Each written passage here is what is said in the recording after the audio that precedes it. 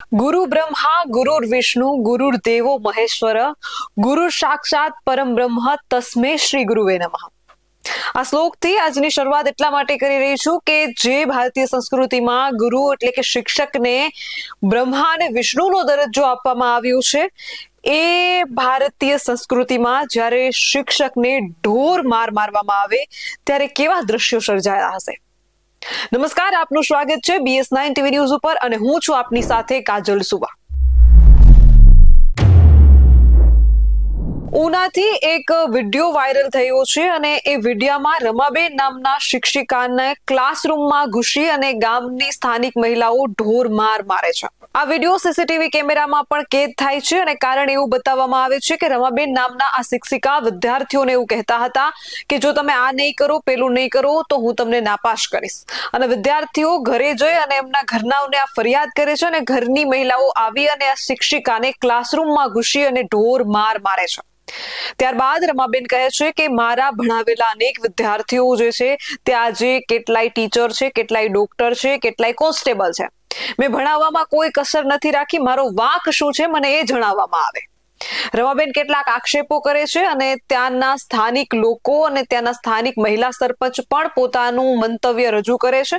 ત્યારે આખો મામલો શું છે તે એક વખત જાણીએ અને જોઈએ. મારું નામ ડાભી રમાબેન કરશનભાઈ છે. છેલ્લા 19 વર્ષથી હું કાળાપણ પ્રાથમિક શાળામાં ફરજ બજાવું છું. આમ તો મારી નોકરીના 25 વર્ષ થયેલા છે, પણ આજ સુધી મને ક્યારેય ગામનો કડવો અનુભવ નથી થયેલો.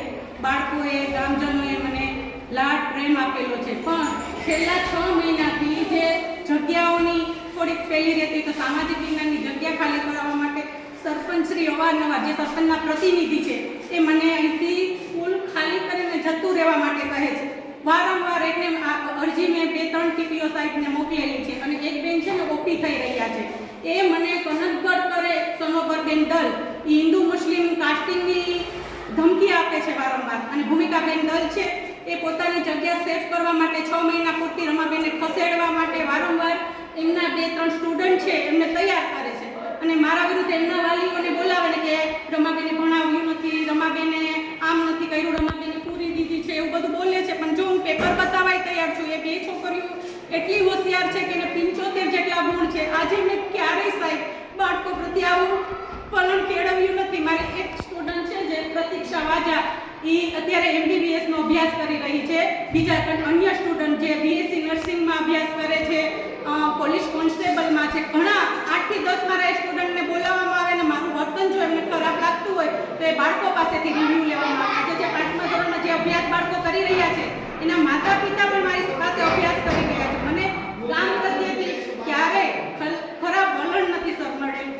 અને આજે સરપંચ અને એની સાથે CRC છે, એ CRC જીતુભાઈ અને સ્ટાફના 2 મેમ્બર મળી અને મને વારંવાર સ્કૂલમાંથી જતા રહેવા માટે કહે છે.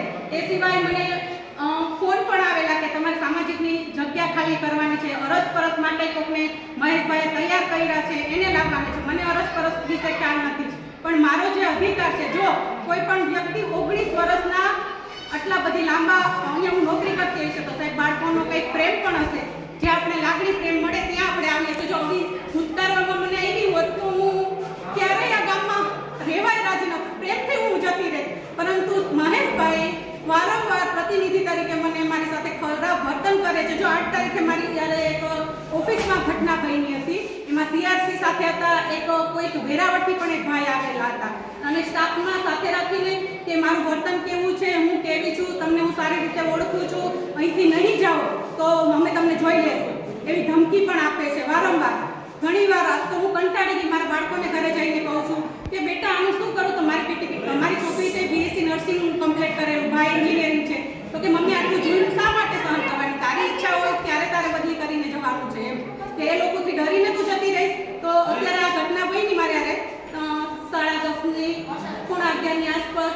તો મેં મારી બેબીને ફોન કર્યો કે બેટા મને આ રીતના મારે છે બેનો આવીને, તો કે મમ્મી ફોન કર દે.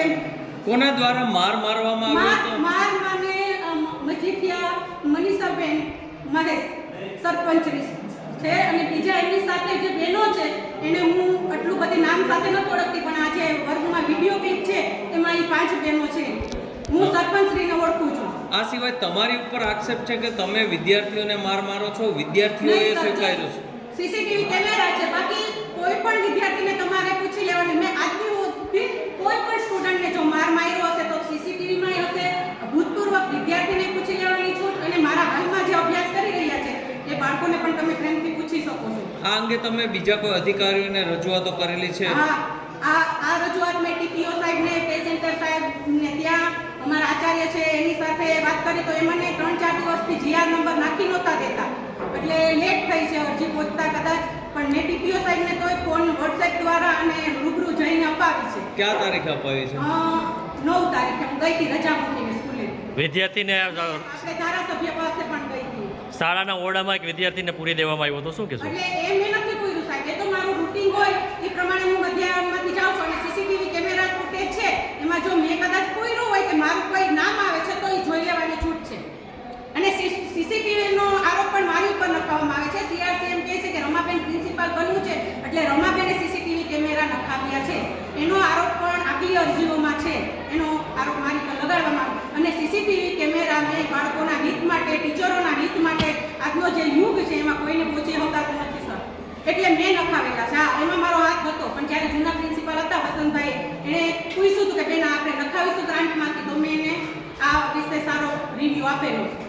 અને એ લોકો આજે એમ કહે છે કે રમાબેને સીસીટીવી કેમેરાનો ગલત તો જોઈ શકો છો, જે છોકરીને મેં પૂછ્યું હતો સાથે કમલેશભાઈ વાજા અને ભૂમિકાબેન નીચે હતા, અને છોકરી એ સીસીટીવી ફૂટેજમાં છે. અમે નિહાળ્યું, મેં પૂરો વિડીયો નથી જોયો, છતાં પણ તમે અત્યારે ફૂટેજ જોઈ શકો છો. હું ગામના સરપંચ તરીકે ફરજ બજાવું છું સર, ને અમે વારંવાર અહીં ફરિયાદ લઈને આવીએ છીએ. રમાબેનનું દરરોજને માટે કોઈને કોઈ પ્રશ્ન રજૂ બાંધવા સિવાય બીજો કોઈ ધંધો જ નથી. ગમે એમ કરીને બાળકો સાથે ગમે એમ બાળકોને જબરદસ્તી કરે કે તમે આમ નહીં કરો તો તમને હું નપાસ કરા, ને બાળકોને નહીં એવા કામ કરાવે છે. ને કાલે એવો બનાવેલું કે એક શિક્ષક ને વિદ્યાર્થી બે ઓફિસમાં હતા, તો એને કોઈ બાળકીને કેવરાવીને દરવાજો દેવરાવી દીધો, તો એના વાલી મારે ઘરે ફરિયાદ લઈને આવ્યા. તો અમારે તો સર કેવું કે નહીં, તો હમણાં થોડોક સમય પહેલા મારા ઘરવાળા ફરિયાદ લઈને આવ્યા, તો કે તમે સરપંચ નથી, તમારા ઘરવાળા સરપંચ છે, તમે એને બોલાવો. કે તો મારા ઘરવાળા હવે નહીં એવું વર્તન કર્યું. ઈ બેન વે કોણ બેન છે? રમાબેન છે, શિક્ષક. અને કઈ શાળાનો શિક્ષક છે? પણ પ્રાથમિક શાળામાં શિક્ષક તરીકે ફરજ બજાવે છે રમાબેન. તો એનો દરરોજનો ઇસ્યુ ઉભો જ હોય, એમ ગમે એમ તરીકે બાળકોને નહીં એવી ટોર્ચર કરે કે તમે આમ નહીં કરો તો હું તમને નપાસ કરીશ. તો એનાથી એવું નથી જ કહેવાતું ને સર, અમારે બાળકોનું ભવિષ્યનું વિચારવાનું છે, એને ભણીને આગળ વધારવાના છે, અહીંયા નથી રાખવાના અમારે. આજે ગામ લોકો એકઠા હા, ગામ લોકો એકઠા થયા છે કે બાળકીને ને વિદ્યાર્થીને બેયને એક છોકરી દ્વારા પૂરવામાં આવ્યા છે. આ બાર અંદર હતા ને 12 થી આગળ દઈ દીધું. છેલ્લા કેટલા સમયથી આ બેન અહીંયા ફરજ એ બેન છેલ્લા 25 વર્ષથી ફરજ બજાવે છે. અગાઉ 5 વર્ષ પહેલા રાજેશભાઈ કરીને સરપંચ હતા ને, ત્યારે અહીંયા તાળાબંધી કરીને ઉગ્ર આંદોલન કર્યું હતું, તો એ રમાબેન મેં બદલી નથી કરાવી. અત્યારે એને ઇસ્યુ ઉભો રહેશે. તમારી શું માંગ છે? અમારી માંગ છે કે રમાબેન અહીંયા નો જ જોઈએ, તાત્કાલિક ધોરણે એની બદલી કરાવો. ને જોઈએ રમાબેન સોમવારે અહીંયા આવશે તો ઉગ્ર આંદોલન થાય. હજી અમે ઈણા થઈ જવાના છે. અત્યારે વાલીઓ દ્વારા વાલીઓની તમ તારા મંતવ્ય બધું લઈ લો. વાલીઓ શું કહેવા માંગે છે? વાલીઓ દ્વારા રમાબેનને માર હા, એ રમાબેન ને માર નતો મારો. રમાબેન વિડીયો ઉતારતા હતા એટલે અમે એને મોબાઈલ જોતો કે તમે વિડીયો ઉતારો માં. અમે અહીંયા આવ્યા કેમેરા ચેક કરવા કે કેમેરા ચેક કરીએ હું છે હું નહીં, આપણે ખબર તો થોડીક હોય. એટલે મેં કેમેરા ચેક કરવાનું કીધું કે રમાબેન તમે અહીં બેઠો. અમે વાલીને બધા આવ્યા હતા. તો રમાબેન ભાગી ગયા.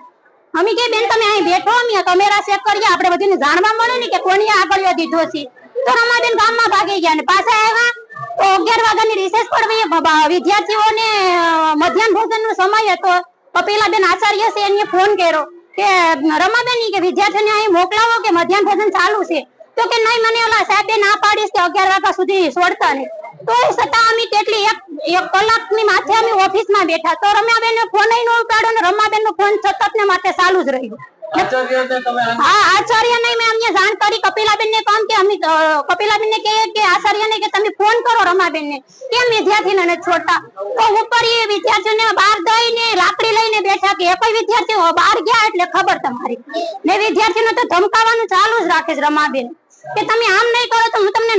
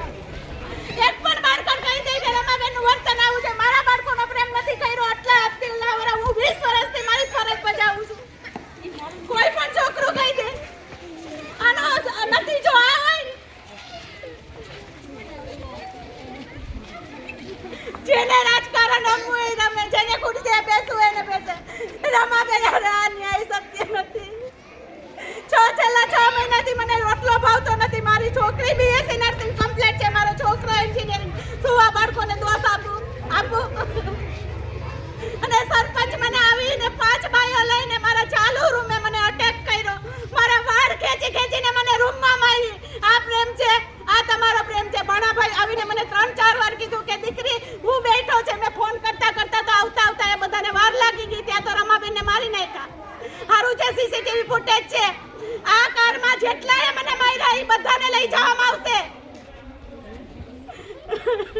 બસ બદલી કરીને જતા રહ્યો સરપંચ પ્રતિનિધિ પોતે પોલીસ કોન્સ્ટેબલમાં હોય એને જવાબદારીનું ભાન નથી સરપંચને જવાબદારીનું ભાન નથી એ બેસીને પણ મારી સાથે 2 વાતો કરી શકે કે કોણે આ કરી તો આચાર્ય હોય એને ખબર હોવી જોઈએ કે કોને ચાર્જ સોંપ્યો છે પોતે બેન જતા રહે તો ખબર નથી પડતી કે ચાર્જ આપવો જોઈએ કોઈને અને આવી નાની બાબતો માટે ઓફિસનો દરવાજો હોય કે રૂમ કાચની બારીઓ છે બિલ્ડિંગ પણ સારી વ્યવસ્થા સાથે છે સાહેબ તમે એ 5 બહેનોને સીસીટીવી કેમેરામાં છે એને લઈ લ્યો પેલા રમાબેન તમે હાલો જે તમારી વિગત લખાવી દે તમને પણ હું લખાવી બહેનોને લ્યો જે મારે મને લઈ જાવ છો એમ એને બેસાડો સર મારી આરે મેં એફઆરઆઈ કરાવી છે મેં પોલીસને તેડાવી છે તો એને નહીં એને પણ લઈ લ્યો સાથે મને દુખે છે અત્યારે માથામાં દિવાલમાં ભટકાવીને વાળ પકડીને આ તમારા ગામનો હું મારા શિક્ષણમાં કમી રહી ગઈ પ્રતીક્ષા એમબીબીએસ ડોક્ટર છે પૂછો સંદીપ પોલીસ કોન્સ્ટેબલ છે પૂછો આટલા કર્મચારીઓ ઊભા કર્યા છતાં તમારે શિક્ષકોનું માન નથી આજકાલમાં આવેલા જેને 3 મહિના નથી જેને 2 મહિના નથી એવા હિન્દુ મુસ્લિમના ડખા ઊભા કરે છે સનોબરબેન દલ અને ભૂમિકાબેન વઘાસિયા છેલ્લા કેટલા 6 મહિનાથી મને પરેશાન કરે છે પોણા 5 રજા આપી છે પીરિયડ નથી લેવા શેડ્યુલ પણ પીરિયડ વગરનું ચાલે છે બાળકોને પૂછો કેટલા પીરિયડ લેવાય છે રિસેસ પહેલા કેટલા પીરિયડ લેવાય છે બોલો 2-3 પીરિયડનું શેડ્યુલ છે સનોબરબેન દલે મને કીધું કે જો આ પીરિયડનું શેડ્યુલ નહીં ફોલો કરો તો હું હિન્દુ મુસ્લિમ કાસ્ટિંગ વિશે બતાવી મેં ટીપીઓ સાહેબને 8 તારીખે મેસેજ કરેલો છે કે બાળકોના યોગ્ય પીરિયડ લેવામાં આવતા નથી સરપંચે હું જ્યારે પ્રિન્સિપાલ હતી ત્યારે મારી પાસે ગ્રાન્ટની માંગ પણ કરી હતી કે પંચાયત માટે 5000 નું બિલ ગોતી આપો આ બધું મારાથી શક્ય નહોતું ગ્રામ સભામાં મને ખોટી અરજી આપી અને આચાર્ય પાસેથી ઉતારી સિનિયર ટીચરે રાજીનામું આપ્યું હતું એનાથી એમને એલસી કાઢતા પણ નહોતું આવ્યું ત્યારે ટીપીઓ સાહેબે 5 સાથે મને પ્રિન્સિપાલનો ચાર્જ સોંપેલો હતો છતાં પણ એના કહેવા કીધા કોઈ વાંધો નહીં આસિસ્ટન્ટ છું આજે બેન ફરી બદલીમાં જઈ રહ્યા છે કપિલાબેન ત્યારે મને ફરી ચાર્જ આવે એમ છે એટલે એ લોકો ધમકી આપે છે કે જો તમે સીઆરસી પણ સાથે છે સ્ટાફના 3 બહેનો અને આ મહેશભાઈ પ્રતિનિધિ સરપંચના ઈ કે બદલી કરીને નહીં જતા રહ્યો તો અમે તમને શાળાને તાળાબંધી કરી દેશું. મેં ધારાસભ્ય કાળુભાઈને મળેલ છું. પછી અહીંયા વિજયભાઈ સરપંચની ત્યાં મુલાકાત કરેલી છે. પછી મહિલા આપણે અધિકાર માટે દીપાબેન પાસે આજે જવાને ટીપીઓ સાહેબને 8 તારીખે 9 તારીખે મેં ફોન દ્વારા અને રૂબરૂ મળેલી છું. તો કે 5:30 વાગે ઘટના બની એટલે અમે જવાબદાર નથી. તો કોણ મારા માટે જવાબદાર લેશે? 5 વાગે ઘટના બની છે, સીસીટીવી કેમેરા ફૂટેજમાં છે. આજે એક સ્ત્રી ઉપર એટલા અત્યાચાર અને એ મનીષાબેન એમ કહે છે કે મારા પતિને એવું છે કે ખુરશીએ કોઈ સ્ત્રી બેઠેલી મારા વરને પસંદ નથી તો પોતે એક સ્ત્રી નથી. મનીષાબેન મને ગ્રામ પંચાયતમાં જલીલ કરવામાં આવી. એક બેન છે ભૂમિકાબેન બગાસિયા જે અત્યારે હાલ ઓપી છે છતાંય વધમાં કામ કરી રહ્યા છે અને ઈ એમના ક્લાસની છોકરીઓને તૈયાર કરે છે કે પોતાની બદલી ન થાય. પોતે ઓપી હોય તો અહીંયા આમ કેમ વધઘટના ઓર્ડર આપી દેવામાં આવે તો આ બેનનો ઓર્ડર આપી દેવો જોઈએ. હા હવે તો અહીંયા છે આપણા કેની સાહેબ જ્યારે આવ્યા હતા તમે એમ કહો છો કે રમાબેને ભણાવ્યું નથી ને અમારી સાથે અન્યાય કર્યો તો હું પેપર ખોલાવવા તૈયાર છું. તમારા બેયના પેપર તમારા નહીં તો તમારે બધું રમાબેન આ લોકોને સમગ્ર ઘટનામાં શિક્ષિકા ઉપર જે ઢોર માર મારવામાં આવ્યું છે ત્યારબાદ શિક્ષિકાએ જે છે ફરિયાદ નોંધાવી છે અને કહ્યું છે કે મેં ભણાવવામાં કોઈ કસર બાકી નથી રાખી અને પોતાનું દુઃખ રડે છે અને તેઓ રડતા સ્વરે એ પણ કહે છે કે મારા ભણાવેલા અનેક વિદ્યાર્થીઓ આજે કોન્સ્ટેબલ, ડોક્ટર વગેરે છે. ત્યારે આ ઘટનાને તમે કઈ રીતે જોઈ રહ્યા છો તે કમેન્ટમાં જરૂરથી જણાવજો અને આવા જ વધુ અહેવાલ સાથે મળતા રહીશું. તમે અમારી યુટ્યુબ ચેનલને સબસ્ક્રાઇબ કરવાનું અને અમને ફેસબુક અને ઇન્સ્ટાગ્રામ પર ફોલો કરવાનું ચૂકશો નહીં. બાકી અવનવી અપડેટ મેળવવા માટે આપ જોતા રહો BS9 TV ન્યૂઝ. જય જવાન, જય કિસાન.